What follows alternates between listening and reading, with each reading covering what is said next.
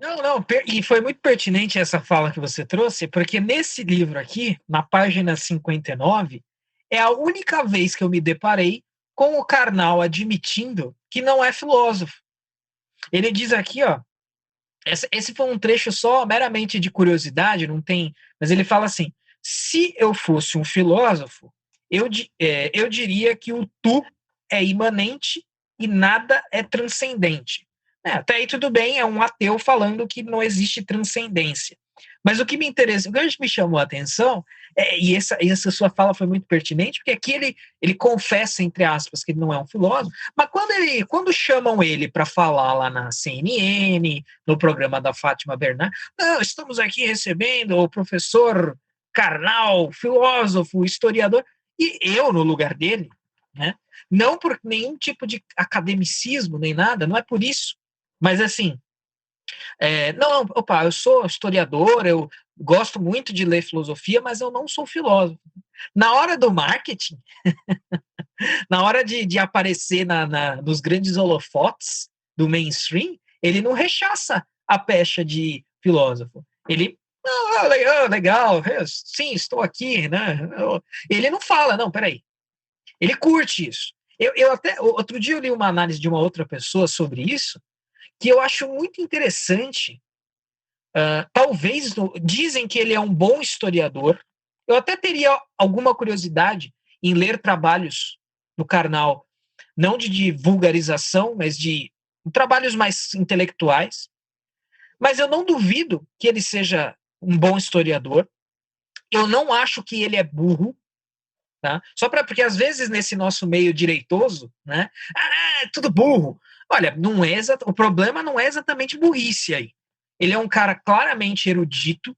Isso também dá para sentir aqui na conversa com o Fábio de Mello, porque ele tem uma cultura bíblica, por exemplo, muito grande. Ele cita as histórias, até como historiador isso faz um certo sentido, mas ele tem um domínio, né, por formação, que ele diz, né, que é de formação católica, e também acredito que por estudar, por ler.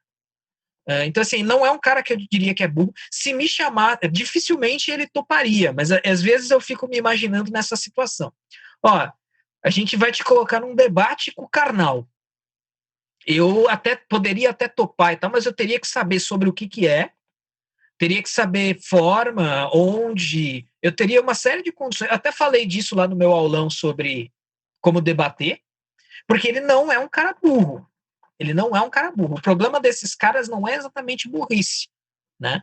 Mas dentro dessa coisa do ser filósofo, não ser filósofo, se apresentar como filósofo, se vender como filósofo, parece até que tem um desprezo por um certo academicismo aí. Porque, assim, alguém com rigor acadêmico não aceita, não. Filósofo, pelo menos dentro desse contexto mainstream, filósofo é quem vai lá, sou eu, que somos nós, que fizemos graduação em filosofia, temos o diploma. O diploma o Karnal não tem. Ah, não, mas ele é erudito, ele é leitor. Bom, então você está dizendo que não precisa de diploma. Basta ser um leitor, um erudito. Então opa. Né? Aí Mas o aí, Felipe Neto também é filósofo. com certeza. Mas assim, é interessante como essa maçaroca às vezes não é explicitada, né? E como ele aceita isso, e como que da parte dele, tá? Não, eu sou filósofo mesmo, porque não precisa realmente, não precisa de diploma, não é esse, a gente não está defendendo o diploma aqui agora, do dia para a noite, para ser filósofo, mas não tem também, além de não ter o diploma, não tem ideias filosóficas próprias, né? Mas eu acho que a chave, você também matou a charada, é que do ponto de vista de venda, do ponto de vista de marketing, eu acho que se vender como filósofo é mais rentável do que se vender como historiador. Porque é óbvio, né? Porque pela própria natureza da filosofia, né? A filosofia é a ciência que tem todas as respostas, né? Pelo menos né? Assim, de um ponto de vista até de filosofia lá no seu apogeu, no seu início, né? A felicidade, o bem-estar, etc, etc. Então, cola melhor, cola mais se vender como filósofo do que se vender como historiador. Então, na hora do marketing, na hora do programa da Fátima Bernardes, da CNN, é o filósofo Leandro Carnal, né? Mesmo que ele não Mas, seja.